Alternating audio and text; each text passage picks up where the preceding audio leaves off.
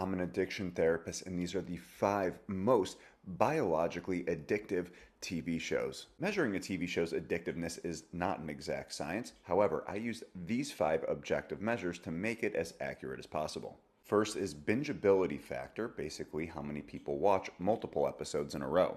Number 2, like substance addictions, we're looking at dopamine triggers, and this can be from things like plot twists, cliffhangers, even emotional highs and lows that spike the brain's reward system. Number 3 is cultural impact, basically how shows dominated social media, memes, or conversations. Number 4 is viewer retention, how quickly people come back to watch the show again. Number 5 is psychological attachment, how people form bonds with certain characters and storylines.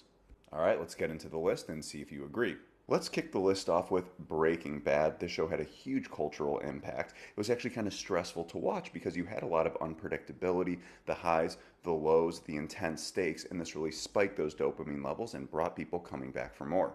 At number 4, we have the ultimate comfort show, and that is The Office. It had that light-hearted humor that helped lower your anxiety, let you escape, and became extremely bingeable and quotable.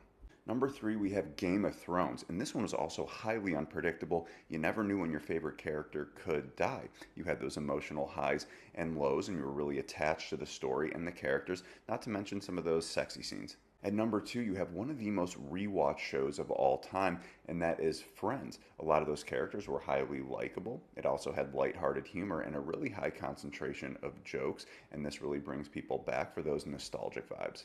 At number 1, we have Stranger Things, and it makes sense because people were really attached to these lovable characters, and it had some of the biggest cliffhangers after each episode that brought people coming back. And Netflix even had to change their release strategy because so many people were watching the whole thing in an entire day.